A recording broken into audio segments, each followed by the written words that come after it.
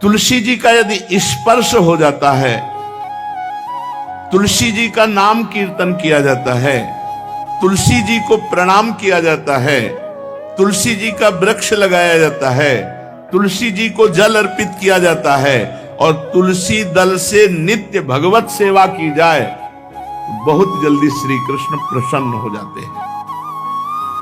प्रतिदिन जो तुलसी जी की भक्ति करता है, तुलसी का पौधा रोप करके तुलसी जी का सिंचन करना, तुलसी जी को तिलक लगाना, तुलसी जी को माला पहनाना, तुलसी जी की परिक्रमा करना, तुलसी जी को प्रणाम करना, वो कोटि सहस्त्र युगों तक ऐसा महान सुकृत होता है कि भगवान श्री कृष्ण के नित्य समीप रहता है जो तुलसी जी की सेवा करता है।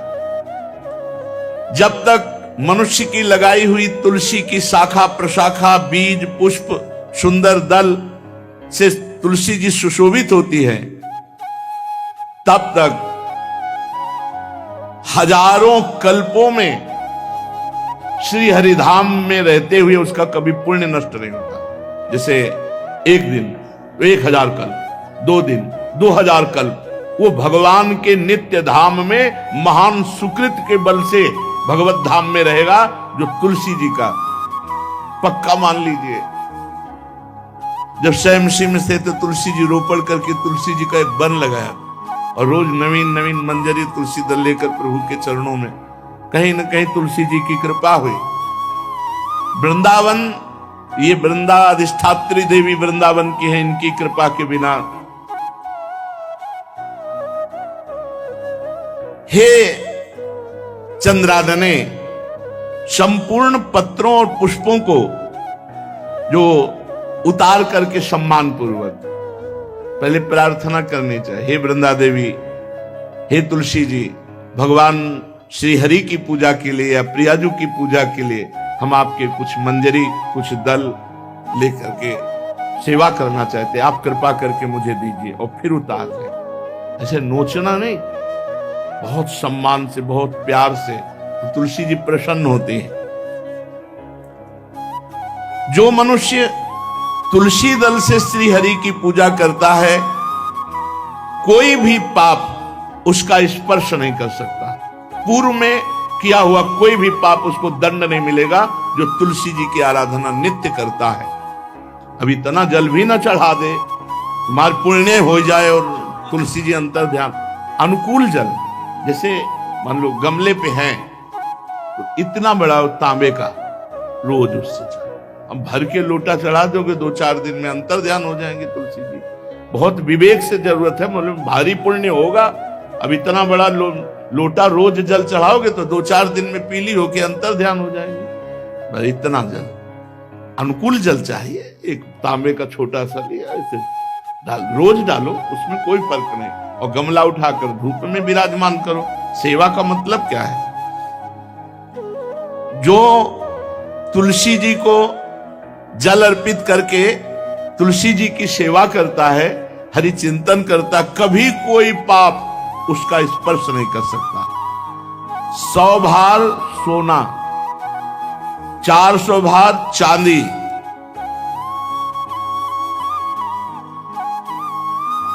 का जो दान करने का फल होता है, वो एक तुलसी दल उतार, जो अपने द्वारा लगाई हुई तुलसी दल, वो हरि के चरणों में अर्पित करो। ये 100 भार सोना और चांदी बराबरी नहीं हो सकती। कितना महत्व है। जो रोज तुलसी दल चयन कर, द्वादशी को न चयन करे, द्वादशी को मतलब बहुत बड़ा अपराध लगता है तुलसी दल का, इस मतलब तुलसी के वृक्ष का भी स्पर्श न करे। प्रणाम नमस्कार दूर से, एक भी दल नहीं टूटना चाहिए। द्वादशी को ऐसा हमने महापुरुषों से सुना है कि मंजरी और पत्र उतारना ये ठीक नहीं, बिल्कुल नहीं ठीक है। ब्रह्म हत्या का फल लगता है, अगर जो पाप लगता है अगर कोई द्वादशी को तुलसी चयन, बहुत सावधानी से। जिसके घर में तुलसी का बगीचा होता है, कई पौधे होते हैं, उसको कहीं तीर्थ जाने की जरूरत नहीं, उसका घर तीर्थ है जिसके घर में तुलसी के पौधे हैं। और यमराज कभी उस घर में किसी भी मरने वाले को लेने नहीं आएंगे। जिसके घर में तुलसी, लगा लो भैया तुलसी लगा लो घर में, काहे कोई यमराज को आने दोगे, सबके घर में तुलसी। कितना सुंदर पहले था, घर में आंगन होते थे, आंगन में एक बहुत बड़ा, और फिर उसमें तुलसी जी, और फिर उसमें 2-4 नर्मदेश्वर शालिग्राम ऐसे, और फिर घर का हर व्यक्ति जल चढ़ाना, प्रणाम करना, नमस्कार करना, चार पर। कितनी पवित्र पद्धतियां हमारी थी। जब रसोई बने पहली गाय के लिए, फिर कुछ पक्षियों के लिए, फिर कोई संत महात्मा, कोई भिक्षु, ऐसा कितना पवित्र व्यवहार। यहाँ जैसे हमने देखा है, ये रसोई बन रही ना, तो धुआं नहीं खत्म होने पाता, वो ही सब अपवित्र किए हुए हैं, राक्षसी बुद्धि आती चली जा रही। तुलसी जी, ये भागवती को वस्तु, हमें लगता है बालकनी तो होती ही, बढ़िया बालकनी में कैसा उठाने धरने वाला स्टैंड लोहे का रखो कि तुलसी जी को विराजमान कर दो। जिसके घर में तुलसी जी विराजमान होती, उसके घर में यमराज कभी नहीं जाते। जो तुलसी जी का सेवन करता है, उसकी सारी कामनाएं तुलसी जी पूर्ण कर देती है। तुलसी जी को लगाना, तुलसी जी का पालन करना, तुलसी जी को सिंचन करना, तुलसी जी का दर्शन करना, तुलसी जी का स्पर्श करना, मनुष्य के द्वारा जो मन, वाणी और शरीर से पाप हो गए, सबको तुलसी महारानी क्षमा कर देती है, दग्ध कर देती है। पुष्कर आदि तीर्थ, गंगा आदि परम पावन नदियां, ये सब जो स्नान आदि, अवगाहन आदि करने का फल देते हैं, वो केवल तुलसी जी घर में विराजमान है, उसको फल मिल जाएगा। कितने बढ़िया। जो तुलसी जी की नवीन मंजरी प्रभु के चरणों में अर्पित करके प्रणाम करता है, वो चाहे कितना भी अपराध किए हो, वो कभी यमपुरी को नहीं देखेगा, कभी यमराज के पास नहीं जाएगा। जो मनुष्य तुलसी काष्ठ का घिसा हुआ चंदन लगाता है, उसके सारे संचित भस्म हो जाते हैं, और क्रियमाण जो वर्तमान, वो कभी उसको बांध नहीं सकते। तुलसी जी का काष्ठ का घिसा हुआ चंदन, जिसके घर में तुलसी की छाया होती है, वहां पितरों को अपने आप कल्याण प्राप्त हो जाता है। जो श्राद्ध करने से लाभ मिलता है पितरों को, घर में तुलसी लगा के, जो तुलसी की छाया, बड़ा पितरों को तृप्ति मिलती है। चतुर्भुज ब्रह्मा जी सारंग धनवा श्री हरि के महामहिम स्वरूप की अनुभूति करने के लिए भी कहा है कि तुलसी जी का महान महात्म्य है। अगर तुलसी जी का सेवन करे तो भगवान श्री हरि की महिमा को जान जाएगा। स्त्री हो या पुरुष, पुरुष नपुंसक नारीवा जीव चराचर कोय, सर्व भाव भज कपट तज मोहि परम प्रीस। शरीर वर्दी है, हमारी पोशाक है, हम सब एक हैं, आत्मस्वरूप है, कुछ अलग नहीं है। शरीर केवल पांच भौतिक है, तो सबका पांच भौतिक है, उसमें चिन्ह है स्त्री पुरुष के, बस इसके लिए भगवान की आराधना निषेध थोड़ी है। जो स्त्री या पुरुष श्री तुलसी जी के काष्ठ के मन के बना के, जैसे छोटी कंठी या बड़ी माला धारण करता है, श्री कृष्ण उसके बस में हो जाते हैं। यह है तुलसी जी की महिमा। परम सुहाग श्री कृष्ण मिल जाते हैं, और कौन सी भी हमें उपलब्धि चाहिए। हे गोप नंदिनी, तुलसी जी का सेवन करने से श्री कृष्ण वश में हो जाते हैं।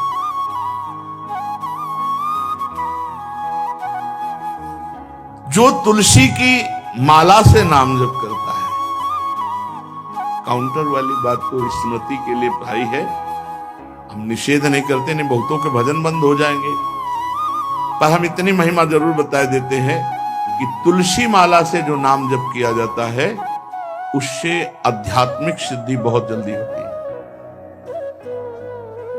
गुरुदेव भगवान कहते, जो अंगुलियों से रगड़ होती है मन का से, उसमें आध्यात्मिक ऊर्जा शक्ति तुलसी माला से। प्लास्टिक पर भाई करो, निषेध नहीं कह रहे, बंद हो जाएगा वो भी राधा राधा कहना, वो हमें बंद नहीं करना। हम कह रहे तुम जैसे बने वैसे करो, लेकिन माला का बहुत बड़ा प्रभाव है। तुलसी परम पवित्र भगवान श्री हरि की प्रिया, और उनके काष्ठ को जब हम ऐसे ऐसे नाम के साथ, तो विशेष ऊर्जा शक्ति, आध्यात्मिक शक्ति हम में जागृत होती है। हो सके जिनको ऐसा बन सके तो छोटी एक वो आती है सुमिरनी, उसको रख लो, अपनी जेब में रख लो, उससे करो। और नहीं है तो भैया तुम इसी से करो, नाम जप करो, भाव को भाव न खालसो, नाम जपत मंगल दिस दसो। सुंदर सुंदर तुलसी जी के वृक्षों के समीप बैठ करके जो अनुष्ठान किया जाए वो बहुत लाभदायक। श्रीमद् भागवत का, गोपाल सहस्त्र नाम का कोई भी पाठ तुलसी जी के समीप विराजमान करके किया जाए, आचार्य को बुला करके तुलसी पूजन करना चाहिए, विविध प्रकार के अनुष्ठान। अरे तभी तो सब मंगल होता है। पहले था, हमने देखा है, 4 बजे माताजी दरवाजे के सामने लीपती, रोज का काम। जो पुराने घरों में देहरी के आगे आगे 4 बजे लीप करके वहां अपना चौक पूर के दीपक जला, क्या पवित्रताएं थी, क्या मंगल था। जब किसी को निमंत्रण दिया जाता तो सबके पैर धोए जाते थे, सुंदर बिछौना बिछा करके और उसमें बैठकर पत्तल और गज के सकोरा कुल्हड़ ऐसे भोजन पाया। कितना पवित्रता, जो हमारी पूर्व पवित्रता थी, धोती कुर्ता चोटी पवित्रता। अगर बाहर जा रहे तो पैजामा कुर्ता, ऐसे बहुत पवित्र पोशाकें थी, पवित्र आचरण थे, पवित्र खान पान था। घर में जाओ तो एक पवित्रता, एक किसी भी घर में ऐसा नहीं था कि देव मूर्ति न विराजमान हो, किसी भी घर में ऐसा नहीं था तुलसी जी विराजमान न हो, 1-2 गाय जरूर होती थी, पवित्रता।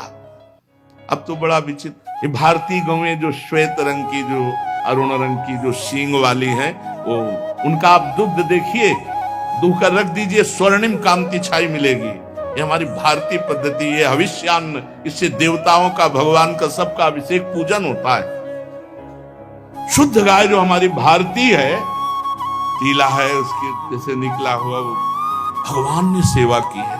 हमारे गोविंद भगवान का नाम ही गोविंद, गौओं के इंद्र।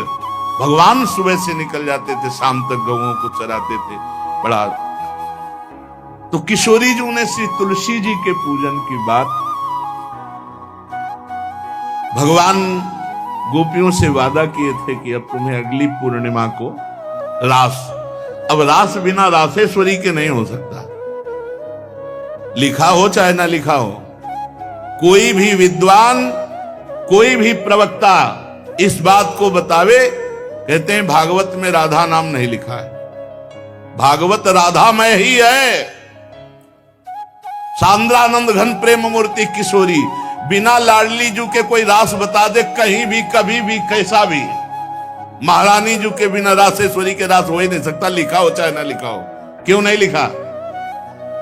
याते श्री सुख प्रगट कियो नहीं, जहां बोले राधा तो समाधि लग जाती हो, यहां 7 दिन में तक्षक काटना है।